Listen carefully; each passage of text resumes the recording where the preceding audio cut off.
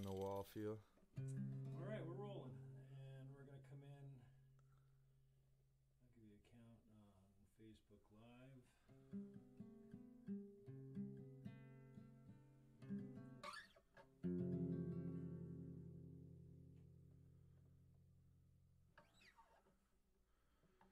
All right, we're good. All right.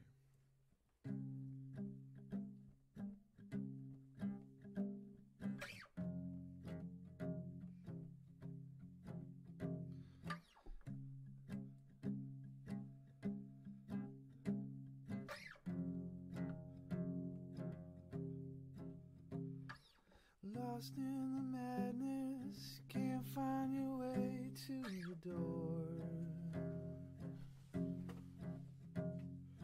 Lost in the sadness, you feel you can't take anymore.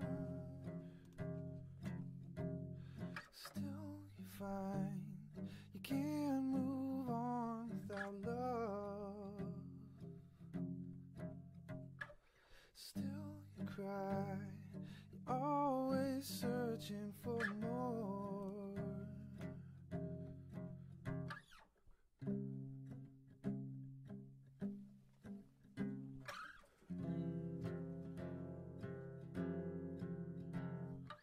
Highways and byways, running away, you can't find your way back home.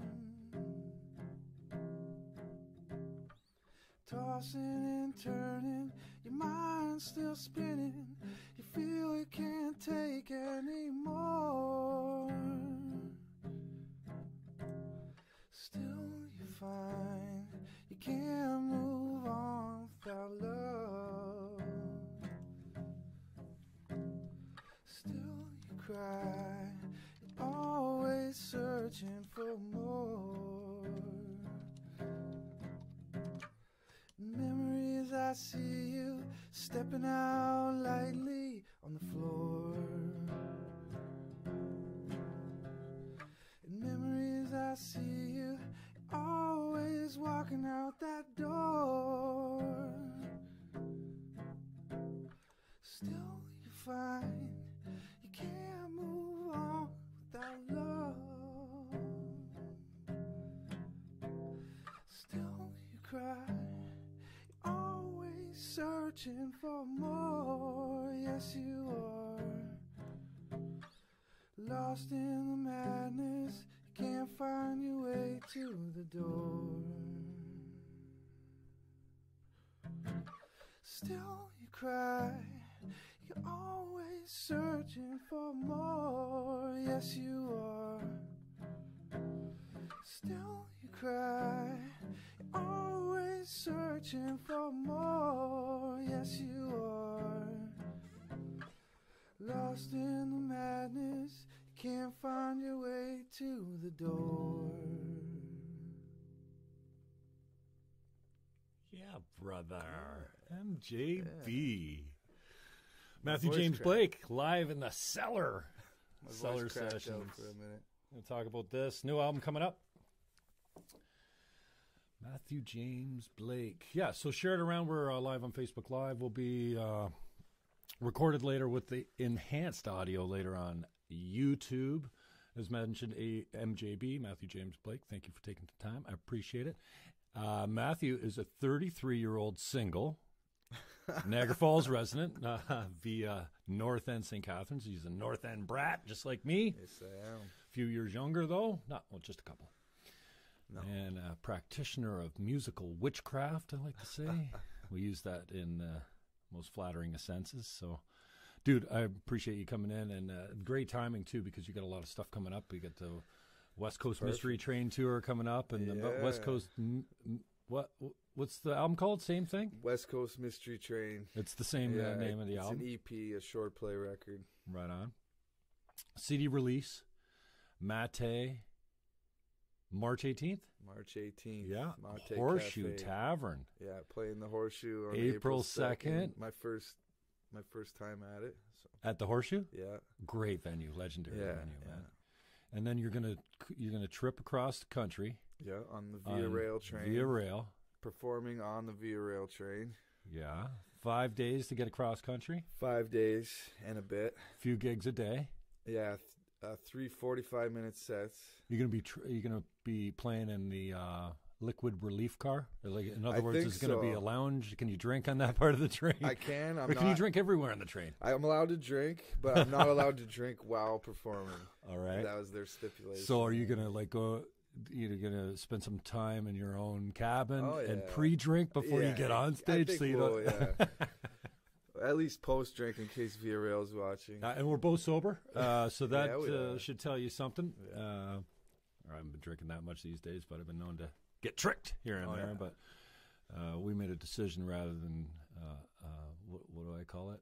Adjust the altitude before the session. That we would do this with a clean head.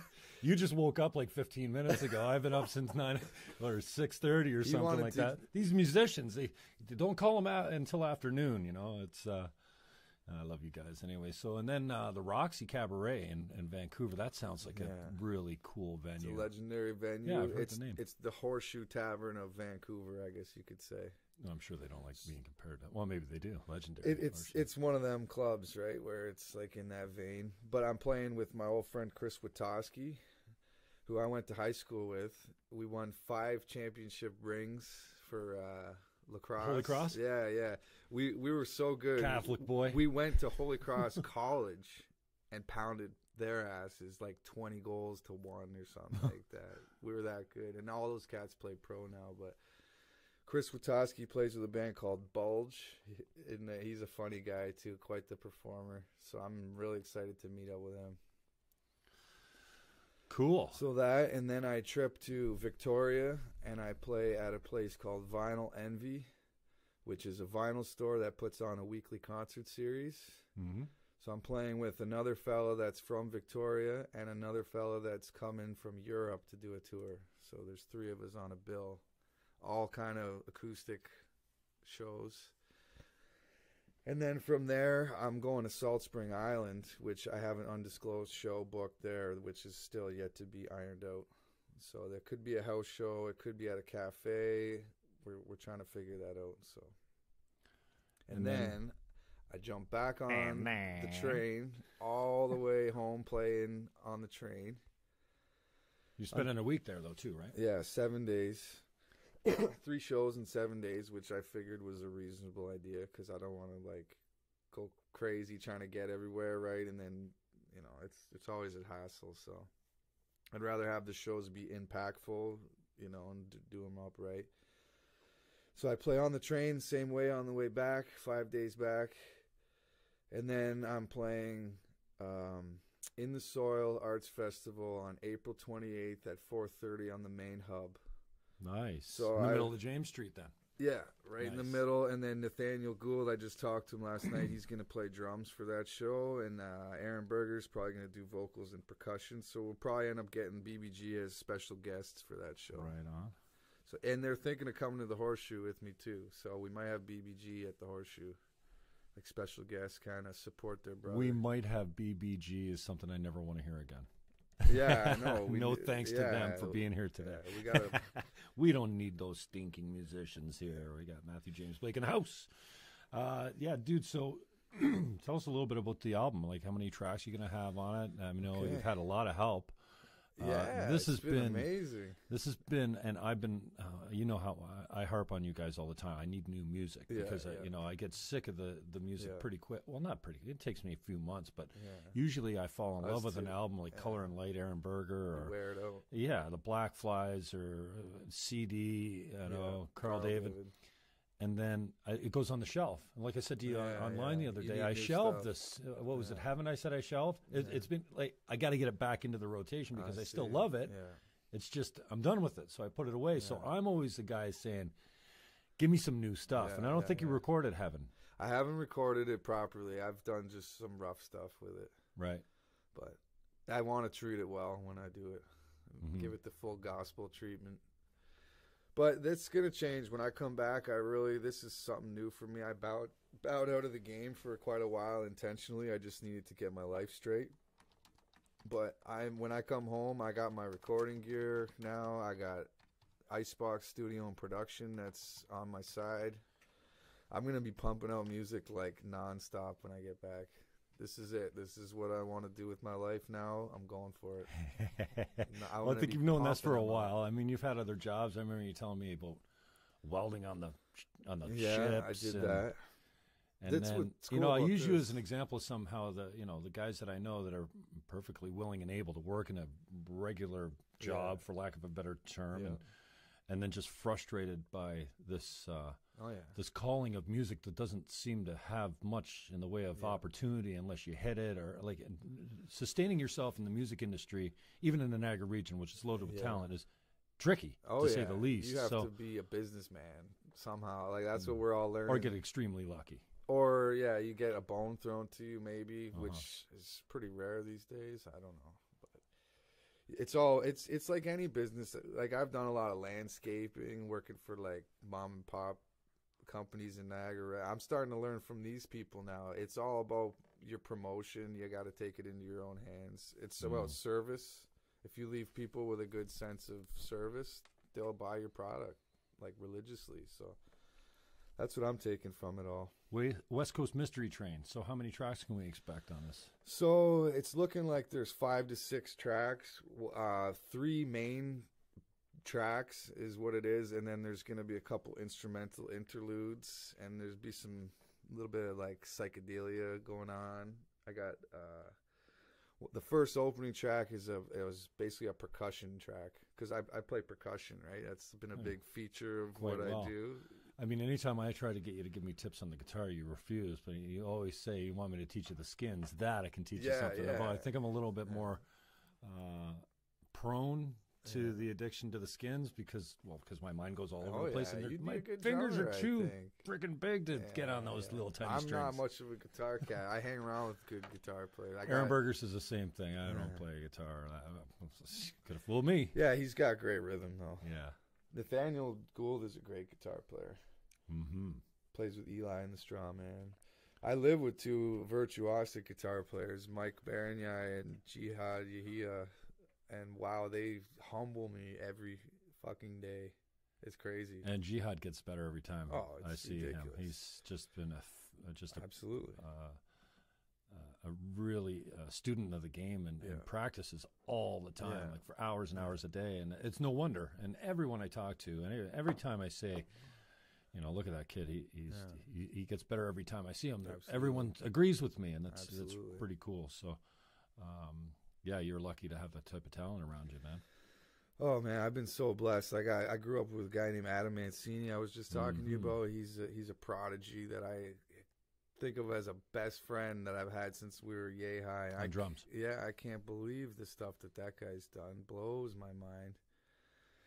Oh, Adam T. Wallington from Icebox Studio and Production. That guy can literally play anything. He's a concert pianist. He sings like Michael Bolton. Like, it's ridiculous. He knows his production. Wendell Blue, oh my God, he's a legend, that guy. He's played with like Pagliaro and like Cool Daddy. Guys. Yeah, he's been around for years. He's soul man #1. And then my home bar, the Dunn Street Grill, which is next door to the Lighthouse.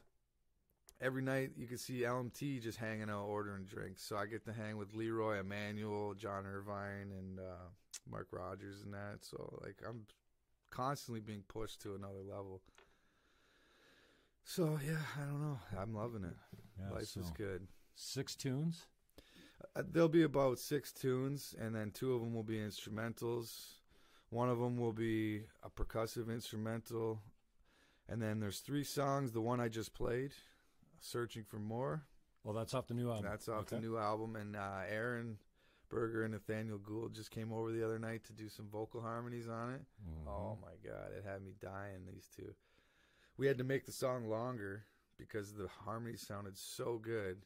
We had to like stretch it out just to like sit on those harmonies for a while, right? Well, Nathaniel's huge on the harmonies. He's a huge fan, but then also great arranger too. Mm-hmm. And Black Flies were evidence of that. They did that really well. Oh yeah, Black Flies are one of my favorite bands. They're getting back together. I started that rumor. Oh yeah, I could see it. I could see it. I'm voting for it. And then the next track is a blues. It's a straight 12-bar blues. Got Nathaniel playing electric guitar. I blew a little harp on it. It's just a fun bluesy tune. Waiting for My Band, it's called. So it's about sitting there on my front porch waiting for my band to come pick my ass up and go rock and roll all night long. So it's a rock and roll song. So that's that. And where are you recording on most of it? I recorded most of it at the Lighthouse in Niagara Falls, to be honest with you. Right. And then all the tracks, I've been working at my folks' house lately, too, in their basement, because it's a nice quiet space I've been working at. And then I'm taking the final mixes to Icebox Studio and Production in the Falls. Mm-hmm. We just built a brand new studio there. And, like, literally physically, I helped build it. So I had all this recording time banked up. And then Adam called me. He said, hey, man, you want me to give these the magic touch when you're done? And I said, yes, I'm cashing in on that, right? So I'm going to Icebox. We're going to mix and master it there. So it will be top quality music. There'll be nothing homemade about it. It'll be a legitimate Well, and that's product. the surprising thing that I've noticed about the Niagara music scene is well, this all started a few years, maybe 4 years ago when I was doing the 610 show. And thank you to Lisa Bitter. I mean, she's the one that really hooked me up to all these guys because they had Batter Up Fish and Chips and Falls, and they had the Couch. That's right. I played there once. And Botting and all these guys. You guys all played there. So, and then it was Jay Foreign that came in. Nice. Of many bands, but back then it was the Black Flies. Black Flies actually played my show in the control room at CKTB. Yeah. And Jay walked in and said, "Here." He gave me Color and Light. He said, Aaron wants you to have this. And I literally said, who's Aaron? Like, I didn't know him yet, eh? Yeah. And I don't know how long it took to get into my deck in my car, but then once it got in, it didn't come out for probably 6 weeks, maybe 6 months. I don't know. I fell in love with that album. And I always tell the story how it's so cool that, you know, well, St. Catharines is track 3, I think, on that album. Okay, yeah. It starts with Calgary, and I'm pretty sure track 3 is in St. Catharines, it's called. Yeah. And, you know, I'm just listening. I started track 1 and just listened through, and then I'm like, Calgary's awesome. A great tune. Great and Calgary was like one of the last tunes I came back around to because I was so hypnotized by track 3. The track 1 and 2 I just skipped over all the time because I want to get quickly to St. Catharines, right? In St. Catharines. And then I hear the name of my city in a song. It doesn't really occur to me that, well, this is a local act. Yeah. And then I look down at my deck, and it says in St. Catharines on it. I'm like, wait a second, the song's called in St. Catharines? Yeah. So I just, I love how you become enthralled with a song, and then you play the shit out of it. Yeah. And then you end up skipping that song because now you're tired of it. And then Calgary, out of nowhere, the first 2 songs, I can't remember. So many great songs on that album. I should know it off by heart, the number of times I've listened to it. But then Calgary, because of the first track, but got skipped all the time so I could get to track 3, slowly as you just listen to it all the way around and one starts to repeat after the last song, I'm like, whoa, and now I'm totally, And then, what is it, The Island? The Island. Is it the second last song? I don't know. Near the end. Not a song I was, fond of at the beginning. And then as it comes around, after you've worn the other tracks out, then you're like, whoa, Calgary. And what a beautiful story Calgary is, too. It is, yeah. That's about traveling the way I'm headed. I blew harp on Let It Roll on that album. Let It Roll, one of my favorite tunes. 5, 6, and 7 off that album are just awesome tunes. I think Let It Roll is 5, but 5, 6, and 7 are just awesome tracks. So I got a chance to play drum. I played the drums on Aaron's next album that's coming out. He's releasing a vinyl. I believe the title, so far the working title is On Healing Ground. So I got to play, that's my first time playing a full-length drum album. So I'm super excited about that. And you'll be interested in that one too, because it's the total opposite approach of Color and Light. It's very stripped down, more acoustic, more off the floor. Like, we didn't even use a click track for half of it. Joe Lipinski's doing it, so it'll have a different sound. But the harmonies are amazing so far. We got Danielle Marconi playing violin again. She's on Color and Light. Johnny Alvers on bass again. Nathaniel playing the guitars. So that's going to be a good record. I'm jacked for that. Keep on the lookout for that one.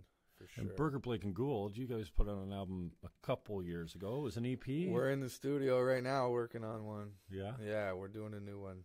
I'm recording YOY. I think Nathaniel's recording a song called... he might be doing Count Your Money. I'm not sure. But we're still working on that, but that won't be out till I get home. We won't get really working on that. But we've already done a few sessions. So there's a new BBG album on its way. Burger, Blake, and Gould? Yeah. Now we just need Nathaniel to get his solo album back out there. Awesome. Now, give us a little insight into the construction of songs, because I don't know if you, as an artist, if you can kind of, if you even know where they come from or how they're constructed. But I've accused you several times, and I make a little bit of a joke about it. And people maybe misunderstand me when I carve you in public, but you're just not that fucking good to be coming up with these strong songs, man. So, and I constantly accuse you, like, where'd you rip that off of? And I know my music. Like, there's not much music that gets past me. I mean, locally anyways, these days. But, so, I mean, Heaven. What's the other show? Not Save Me. Long Road? No, well, Long Road. Street Sweeper. Street Sweeper. No, the other one we shared the other day that's on not Save Me, Black Show Coffee Me, something Sing. Me. It's on the... Make Me Say? Make Me Say. Like, I mean, that is just the melodies. That's a sexy tune. Yo, sexy. But, and these are prime examples. Please go check MJ out online. It's not hard to find. Just search Matthew James Blake. I've accused you of ripping these off because they're just that good. The hook is just monstrous. It's got that magnetism, that addictiveness that you don't want to put down. So can you point to, because I got a guitar over there in the corner that I got D down. I can play a solid D, all right. But I find it so frustrating. And then I know once in a while you get into that creative headspace, usually by, in my case, adjusting the altitude. You know, you're not as low as you normally are. And then I just think the shit's just pouring out of you. Except my stuff doesn't come out as songs. And if it does, it comes out as someone else's songs, which is what I accuse you of doing. Because, my joke is you're just not that damn good. No, I'm not. But, I'm man, really you're not writing, a musician. You're writing original scores that, that are worthy of whatever you want to call it. You know what I do? I rip them off. And that's the there's honest nothing to God original truth. You can say, yeah. That's the honest to God truth. Like, I even have songs where I'm literally straight up quoting Jerry Garcia, or like, that's what music is. None of it, it's all taken from somewhere, right? You can't reinvent the wheel, so to speak. I'm a student of music. I don't even call myself a musician because I hang around with so many talented guys. I never believed I was a musician until I was about 27. I started really taking it seriously. But I'm a student of music history. I know tons and tons of music. I'm an encyclopedia for history of music. My father brought me up on R&B records. So that's where I get that, just from listening my whole life to legitimate So were you fortunate R&B. enough to have music as a backdrop in your family's home? Like, knowing that my two cousins played music, but we weren't all that close. But mostly from my dad just being a music lover. Like, Van Morrison is his favorite. Oh, yeah. So I'm like, I know every Van Morrison song. Solid artist, man. And my dad loves his 12-bar stuff. He loves his R&B. Motown, Stax Records. But not musicians in your family? No. But as a background, was it always playing? Always. Yeah, same with me. Like, I mean, I remember the first crossover album I had. Well, my first rock and roll album was Rumors? Rush. Moving Pictures. Rumors was the crossover album. You got Rumors. Moving Pictures, first of all. My buddy worked at my parents' friend Rush, worked at the beer store. Michael Dixon. Mike Dixon was on the cover from Loud Shirts back in the day. I don't know what he calls the band now, but he's still playing. I think he plays with Tim Atherton. He's a once in a good while. dear friend of mine. And that trademark big. What do you call that mustache? It goes like that. Oh yeah, like just that. monstrous. And he's been a good friend throughout the years since, but I didn't know him then. So my dad's friend or my parents' friend gave me this album, and he said, "Here, this is acid rock." I'm like, I was like 11 years old. I was grade 6, maybe, or maybe 7, somewhere in there. And the only reason he had the album is because Dixon was on the front of it, and he didn't dig the music. So and then my dad was vending manager for Niagara Frontier Caters back in the day. The Chatkas, it was a food company. They did all the plants and a bunch of the schools and stuff like that. So my dad managed the vending division. Okay. And when we went to the Niagara Frontier Caters Christmas party for the kids, what do you know? Billy and I got albums. Mine was Bat Out of Hell, Meatloaf. Oh, that is one of my most influential records. Yeah, of all time. As a kid, and I remember, you remember the album art cover. Yeah. It's like, it's nuts. It's a guy coming out of like one of those monsters bike coming out of hell, record, and some of the sexy lyrics, and they're definitely that intro narrative. Oh, what does he way say mature in that part? for my age, but then. So I did a deep dive, and those were my 2 first albums. And now looking back on it, how appropriate was it for a 10 or 11-year-old kid to get a Christmas album called Bat Out of Hell? Oh, yeah. But then I remember the first, and, I went through my Barry Manilow days, I love Barry Manilow. As a kid, and I wouldn't admit that live anywhere. My first concert was Paul Anka. My parents took me to Paul Anka at the O'Keefe Center in Hamilton. He's huge, that guy. Yeah, and the second show I saw was the Bee Gees. Oh wow! They had lasers. They had like a big for production. Whatever. That was probably late 70s. Wow. It was probably 10 or something like that. Wow. And but Rumors. Okay. And so I had some of my Barry Manilow was obviously my parents' type of music that I got into. I wasn't into Paul Anka or anything like that. My mother was a huge fan. She saw Elvis a bunch of times. She was hugely into music. That's crazy. And my parents, when we went to Aunt Marg and Uncle Doug's, and they, party till 3 o'clock in the morning. Oh, yeah. It was. I remember being woken up as 5, 6, 7, 8 years old or whatever, to them, like singing all the pop songs from the late 60s, early 70s, and so that was a huge influence. But I remember, and it's funny you said Fleetwood Mac Rumors, because the time, I don't know why or how, but I remember putting on their album going, oh, and then I couldn't stop. Oh, yeah. And how weird it was that the crossover, I felt like a grown-up now because I was listening to my parents' albums and actually liking it. And that's a groundbreaking record. That was like the first time folks had made a record without being in the same room together. Really? Yeah, because by that time they hated each other.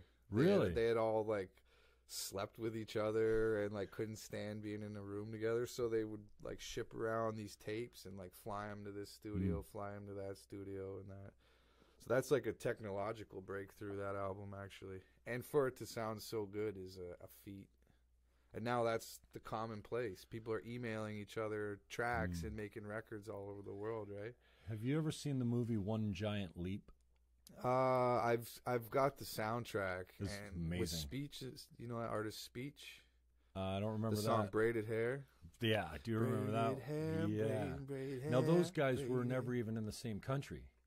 They do That's the right. That's vocals right. in Africa, some tribal, whatever, and then ship it back to California and mix it. And then Michael Stipe was on it. Okay, obviously he was in California or in the States. I think Bob Amal is on there too, and he's like one of the most legendary African artists of all time. Right, and really earthy beats, kind of mixed in with modern music. Yeah, dynamite. And there's a movie on it too. I didn't know it was a movie. My brother had the soundtrack when I used to raid his CD collection. That was one of my favorites because I was a huge fan of Arrested Development. Speech is from that group. Right. Remember Mr. Wendell? No. You know that song. Mr. Wendell, yeah. Here, have $1. In fact, no, brother man, here, have 2. Yeah, you gotta know that song. Off that album? No, okay. Arrested Development was a colorful band in like the 90s when hip-hop was getting real dark. These guys come out with like dreadlocks and like multicolored outfits and that, and kind of changed the whole hip-hop scene. Yeah, I know that record. Yeah. I got it at home, actually, and the way I got it was Carl David had it lying on the coffee table. And I'm like, you got that record? And he's like, here, have it. So I got that from Carl because I used to own it. Cool. Back to yours though. So other than the fact that you borrow heavily from songs that are really popular and just make them your own. I'm kidding when I say that, but I need to have a little bit more. And I think people out there, all right, not many, people can describe how their creativity flows or how a song gets constructed. But can you put any kind of process to it for anyone that, like me, who wants to get better at it? There's a wicked phrase that I try to live by, and this is for any kind of creation. First thought, best thought. That's how I roll. If you think of it, it's a great idea. It's when you give it a second thought, that's when the little guy in your head says, like, oh, no, that's not so good. Yeah, you can't suck, say that. basically. Oh, you're a little chopped. But, yeah, basically. So if you can filter that and listen to your main voice, your true voice, the one that was there when you were a kid, that voice. The unadulterated. Yeah, not the censor that's like censoring everything. Yeah. So that's how when I get to those places, I just go with it. You throw it at the wall and see if it sticks. That's kind of how I roll. And then sort of like, I don't force anything. I don't sit there and say, I'm going to try to write a song tonight. Like I'll have a riff for a year and just keep playing it. And if a word comes out, it comes out, So that's how I kind of do it. I don't force anything. It just starts coming from this eternal source of music, the muse, right? And it's about quieting those voices, I find, and just listening. And it's actually simpler than we think. Like, one of the easiest things to do is to write a song. The best way to do it, too, and I learned this from Wendell Blue, don't even pick up a guitar. Don't even use a piano. Go for a walk. Next thing you know, like I wrote most of my songs at work. If I'm doing work with my hands, all the songs start coming to me then. Or just walk. And then you start getting the lyrics, and then you can add the instruments later. The lyrics will imply what instruments you need to use. You find that's how you usually lay down a track that starts with the lyric? Wendell Blue will go in the studio, and he'll beatbox something. Then he'll sing the bass line. He'll sing the melody line. He'll sing all the parts and then slowly start replacing the vocals with instruments doing the vocals. So he starts everything from here, like just from his beat and his rhythm. And that's how I kind of work nowadays. So I go for long walks and everything becomes a song now. It's like, oh, the flowers are growing. The sun is I need to cut the grass. Yeah, like, you know what I mean? Cutting the grass. There's the Eagles. What's his name? Is it Fry? Not Fry. The other guy. Henley? Not Henley. The crazy one. The guitar player from the Eagles. He's got that song about. It's like he literally wrote it, cutting the lawn. Rocky Mountain High.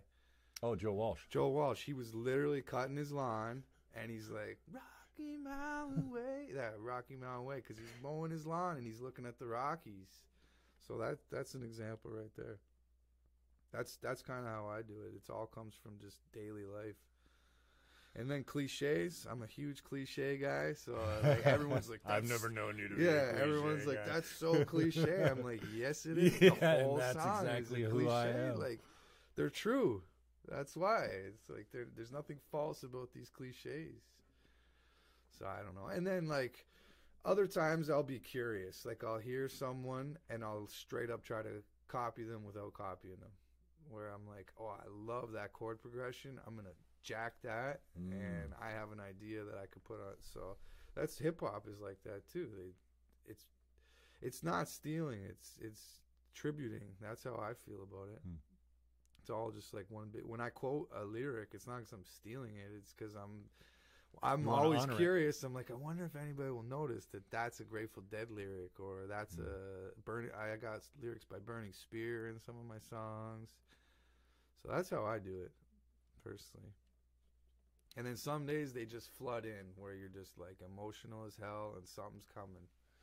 That's the other thing. So I find a common thread, and I'm not the only one. I'm not the deeply insightful one here, but it seems like we write songs when we're brokenhearted, and when we're falling in love. This seems to be the two most inspiring times of our life, when we want to kill ourselves or someone else from the rage and the heartbreak, or when we're completely inspired by a new, well, usually a person, for me anyway. Yeah, especially the ladies have that effect, right? Well, for me, they're ladies. I know for you, not so much, but but yeah. So, is that common with you too? You find that absolutely, like you're not writing songs about having a headache. No, their inspiration I try comes to from spread a message before I die too. That's my whole thing. Is like the more I feel grateful, I truly cultivate a feeling of gratitude. Now I feel like I need to say something to anyone before I check out of this, even if it's maybe my unborn children or like inspire some young kid. I feel like that's our duty now, because that gratitude puts you in service. Like once you feel like you can be grateful or know what great gratitude means, but once you cultivate the feeling of like, wow, I'm here in this anomaly. My parents gave birth to me out of huge odds. You need to do it. Makes you want to do something, even if it's no one's going to hear it, if one person hears it. So that's kind of where I now think of it as a duty. I can't waste my life with a skill just hiding it. You have to share it now. Amen. It's your responsibility. So that's kind of where I'm getting at as I mature, really, basically. Comes out of gratitude. So you find when you're down and out, you're also moved to creation, or do you have to have a certain I feel like lift to get off the ground? It's a bit of a I don't know how true it is that being down and out is what creates the music. I feel like health, like when you're in health, you can create tons of, you're clear now. The sensors not in there anymore. You can work but if you are depressed, if you are living an unhealthy lifestyle, it's harder to bring it out. There's too many noises and stress and anxiety. You can't sit down, you can't focus. So it's almost a fallacy that artists are these down and out people. The real successful artists go jogging, eat vegetables, sleep well, drink enough water. Now you got juices, right? So that's huge for me, and I learned that from Julia Cameron in a book called The Artist's Way that I exercise, and that's what really helped me break some of these fallacies, right? Now, have you been practicing that still? I found that is that the one where you wake up in the morning, you write till you're exhausted, like the thoughts are exhausted, you can't think. Yeah, it's just a steady stream. You three pages. Don't worry about grammar. Don't worry about sentence structure or spelling or anything like this. And handwriting, right? You're not banging on a keyboard. No, it's easier I find it with handwriting. I don't know if people. Well, use there's some connection keyboard. between the physical, actually. I've heard, anyways. But that sounded like a it really cool idea. Because you're most clear in the morning when you wake up, I guess. Yeah, and you're the most confused too. I find too, and that's what helps you clear it out. Because first thing you do is wake up in the morning. You're a little foggy. Like, oh, what shit, day is like it? That guy said this to me last night, and like, I got this huge problem that's weighing on me. But you can't really. They're coming so fast. You can't listen to what. So when you start writing, the first little bit I find is like erratic. You don't know what the fuck's going on. About halfway through, you start getting to these like, I can do this. If I do this, this will change that, and then I'm going to let this go. And then by the end, it sort of clears you out, like gets it all out of there. Now you can start fresh. And one thing I noticed, it made me into a kinder person, because all of my complaints are now in this secret piece of paper that's in my secret stash that I'm probably going to burn one day. And now I don't have to come out and like be bitchy to my roommates or, like tell my girlfriend to fuck off or whatever, right? Because it's already down there and I've already come up with a solution. And now you're like, hey, how's it going? I'm having a great day. And people are like, wow, you're friendly.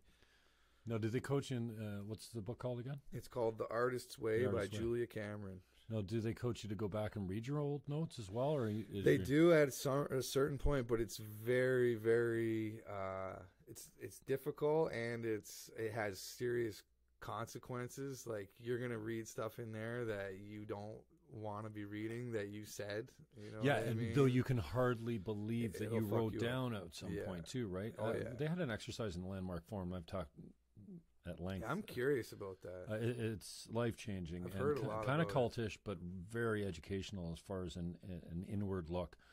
And there was an experiment in the advanced course. I did the curriculum. There's the forum, the advanced course, and then self-expression leadership program.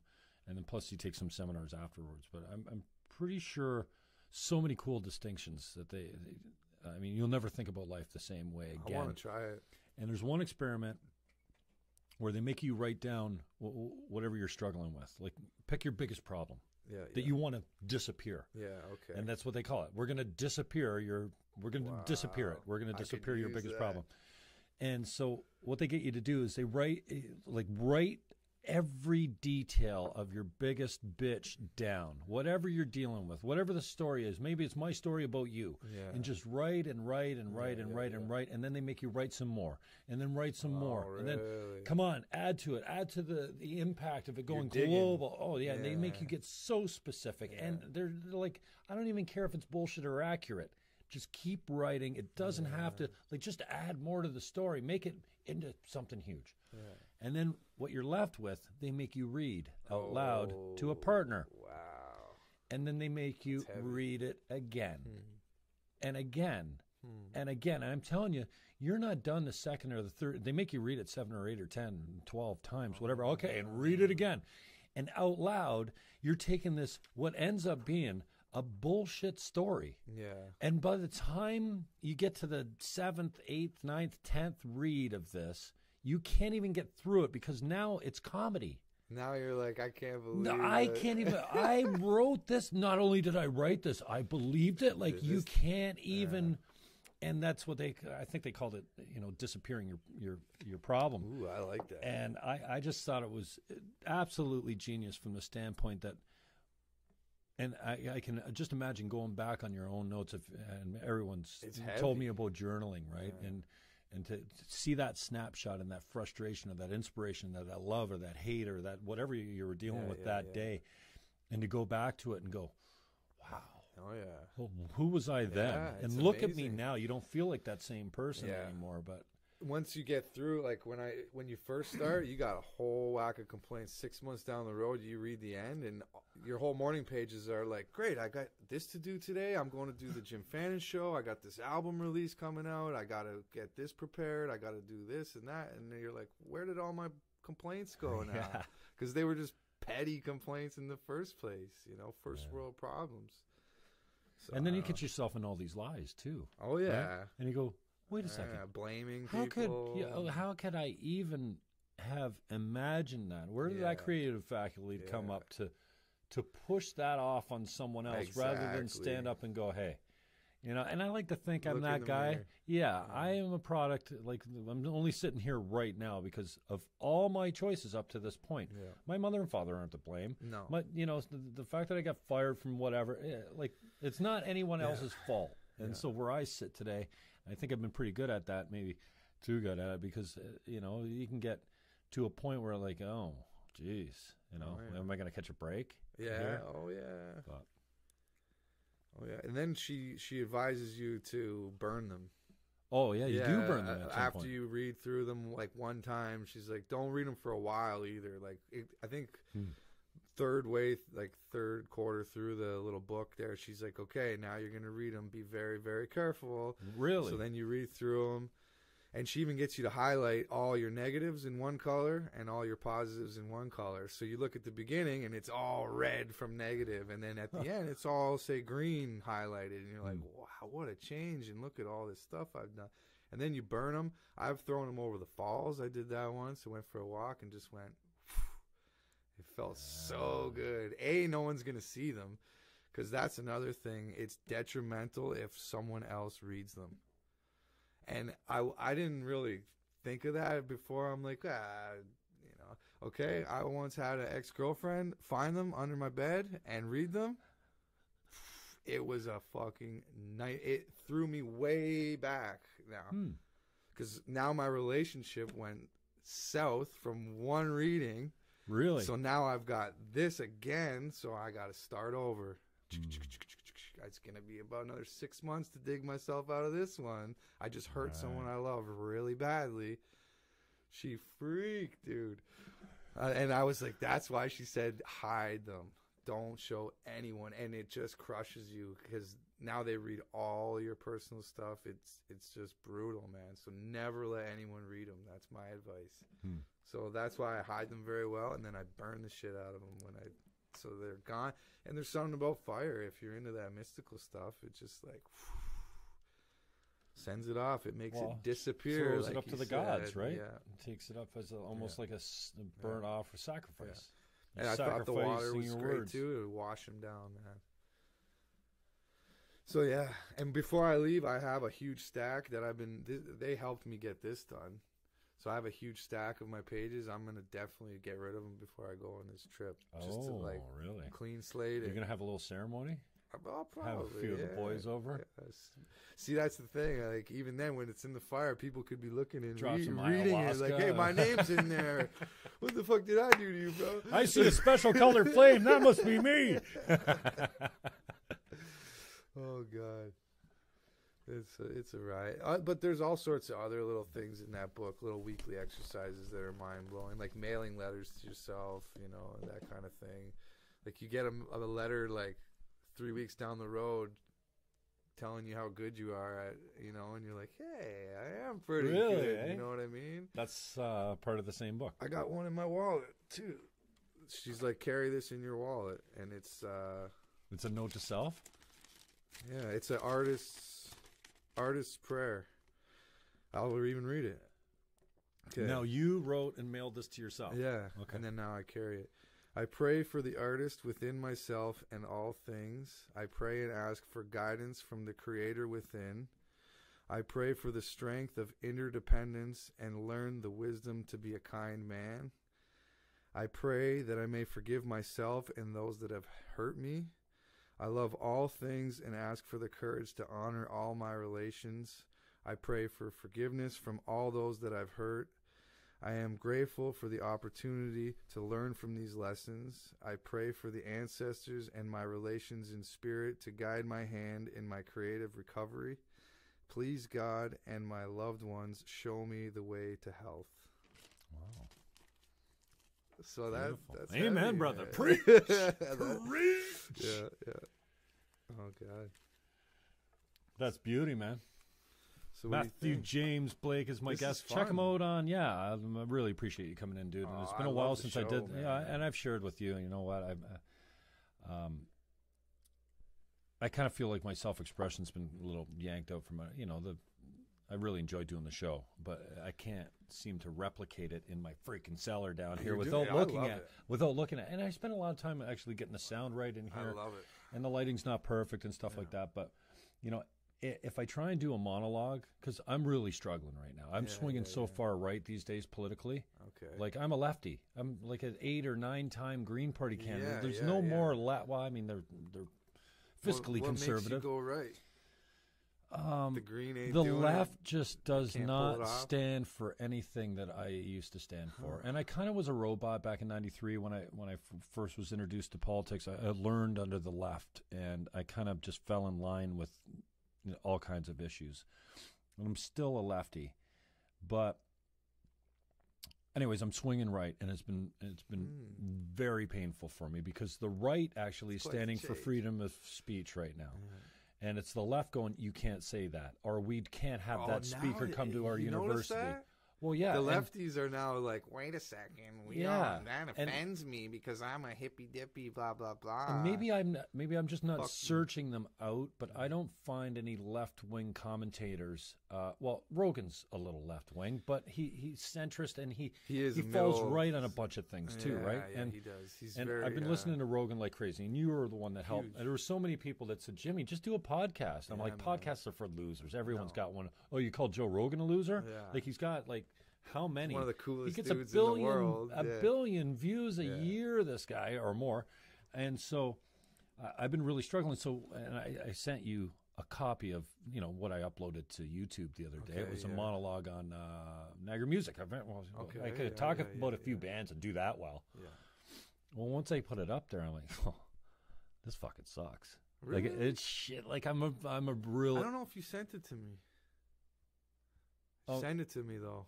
Yeah, because you said it'll come. You'll get better. I'm like, dude, this is basically it. I talked about G. I talked about Mel Monaco. I talked about Ice on the Hurricane.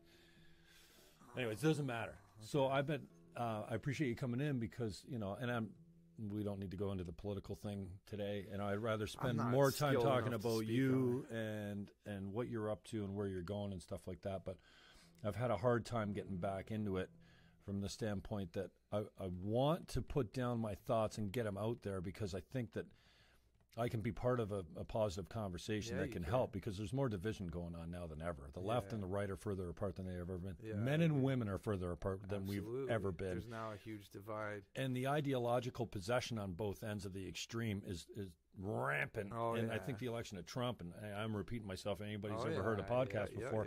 I see where you're going. But I desperately want to be part of the conversation in the way that I think what we're forgetting is we got here together. We're different. Liberals and conservatives are different. Men and women are vastly different, think vastly differently. And what we forget is we've come a long way. Yeah. We got a long way to go. And we're not going there alone. We need each other. Like liberals and conservatives are good at different things. Men and women, good at different things. We need each other to get down the road.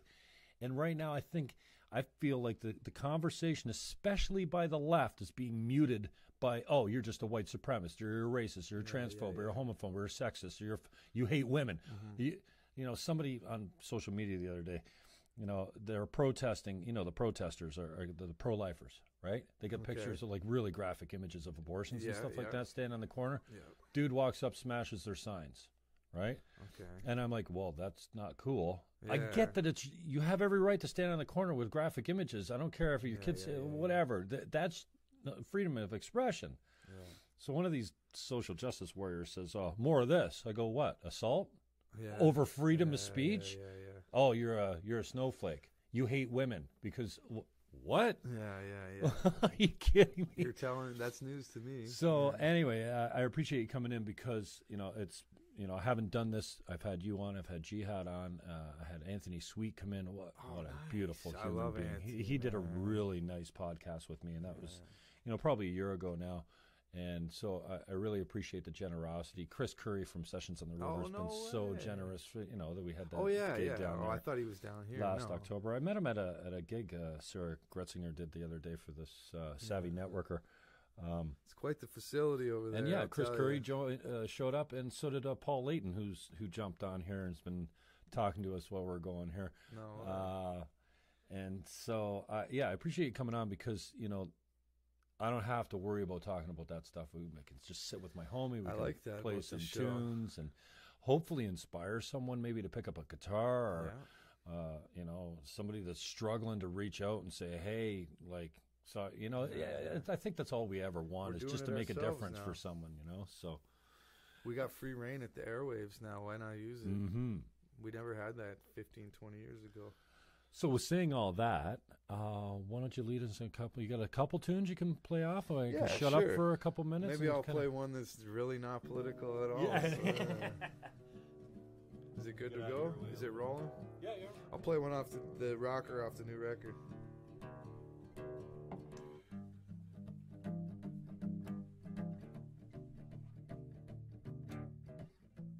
Just a nice, quick, short one.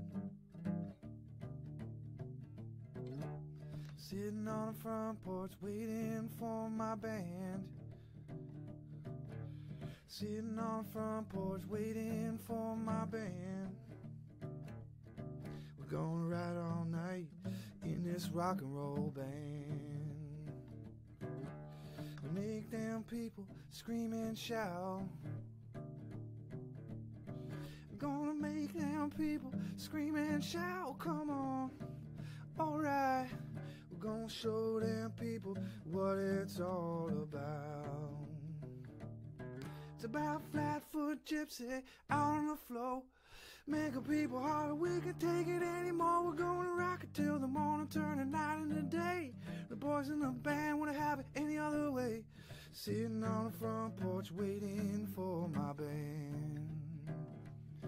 I'm just sitting on the front porch waiting for my band. I'm just sitting on the front porch waiting for my band.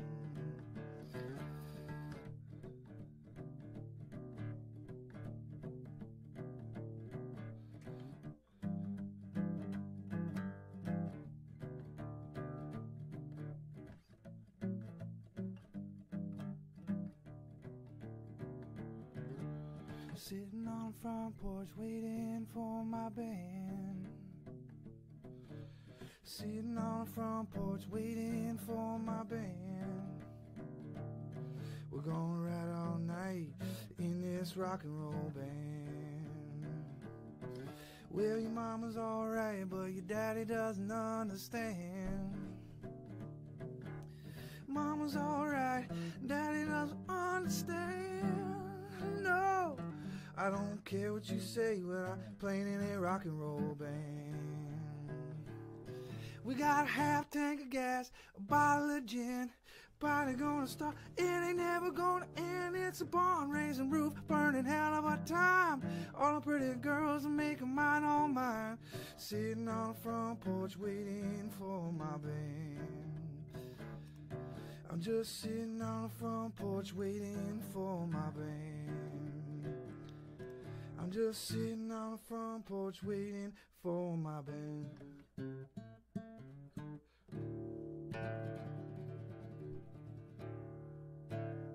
Nice. All right. Little bluesy thing going. Yeah. I'm still warming up, so this is a good rehearsal for the old lad. Cool. So you want me to play something else, Yeah. eh? You got any requests? Yeah. Well, you know I'm running a little battery here too, but that's okay.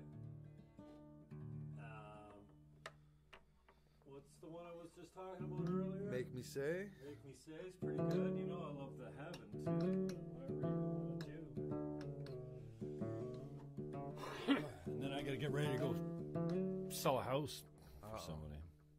Do a private deal for one of my buddies.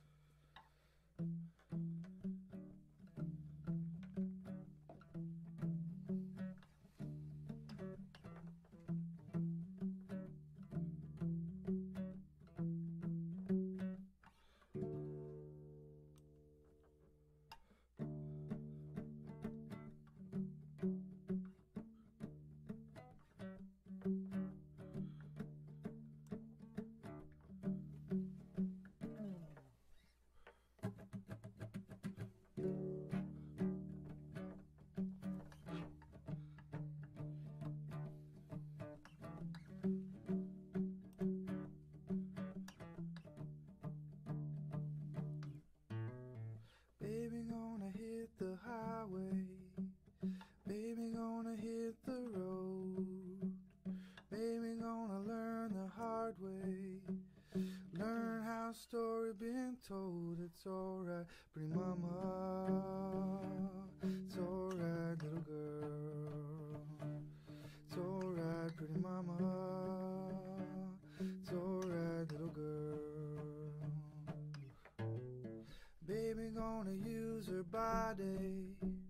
Baby gonna climb that pole. But listen what your mama told ya. Baby, don't sell your soul. It's alright, pretty mama.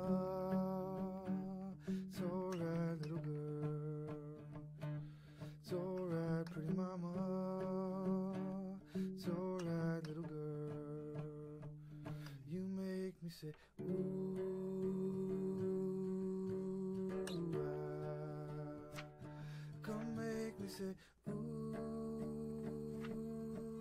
ooh, ah. 'Cause baby gonna hit the highway. Baby gonna hit the road. Baby gonna learn the hard way. Learn how a story been told. It's alright, pretty mama. It's alright, little girl. It's alright, pretty mama. It's alright, little girl.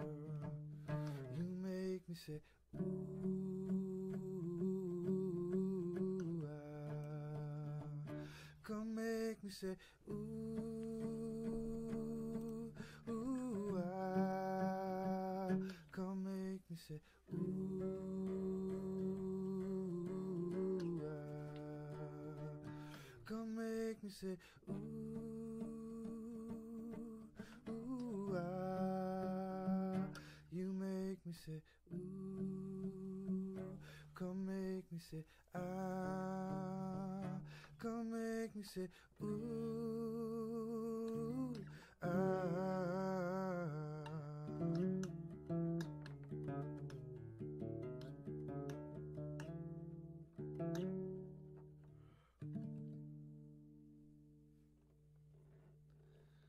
Thank you, Jim Fan, Not for too having me, fucking brother. bad there, Yeah, MJ. Still working out the kinks. Got some more Dude, love that things tune, to man. do. Where can we find that tune? Where is it? Bandcamp? mjblakemusic.bandcamp.com. Go check it out. And if you want to pre-order the album, West Coast Mystery Train, the next album, dropping March 18th. That's at gofundme.com/Matthew James Blake. And it's Sunday, $10. March 18th, coming up at Mate Cafe, April 2nd at the Horseshoe Tavern. And then if you're going to cross country train on Via, Yeah, you'll you can catch him in the club car, Yep. the booze car. And then I play actually Winnipeg train station. I got to get off and I got to do a set there. Okay. And then I play the Jasper train station both ways. So that should be interesting. Well, I'm proud of you, brother.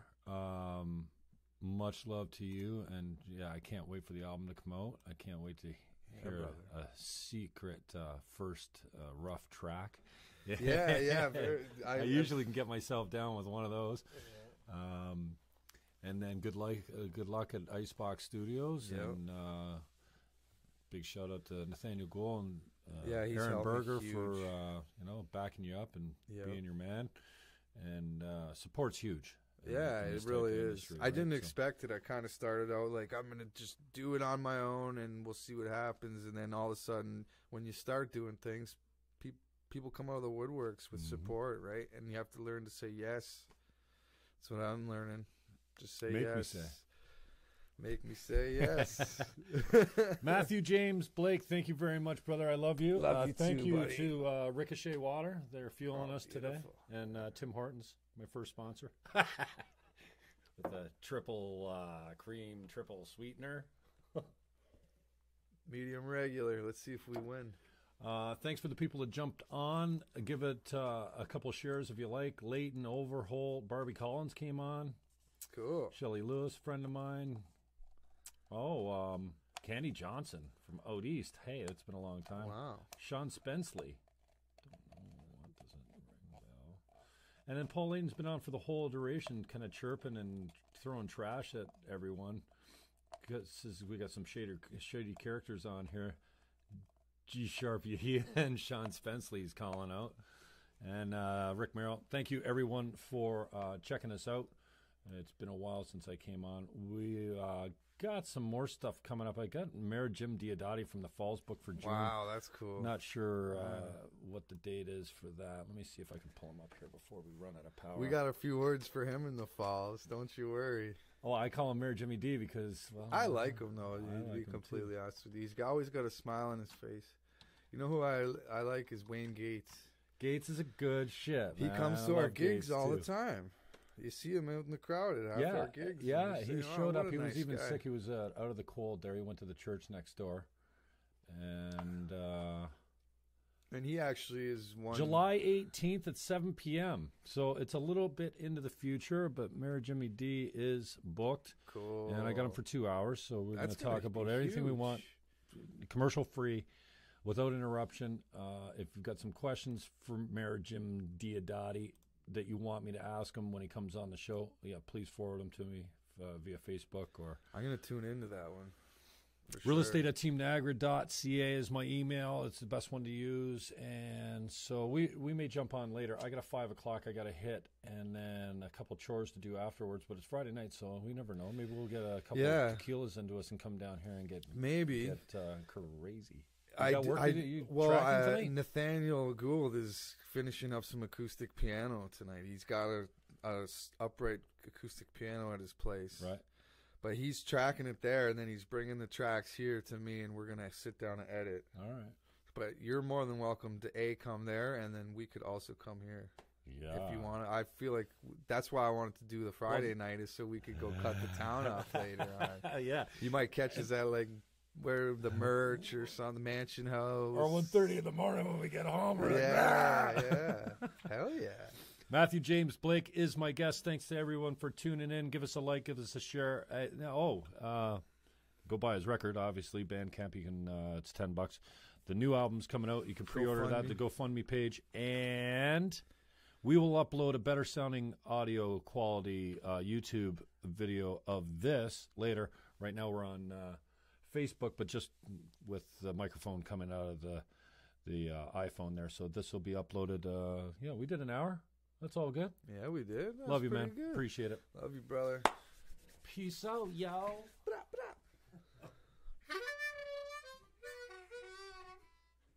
Nice. That was really fun, dude. Thank you, brother. Oh, man. I kind of screwed up a few of my songs, but no one will know.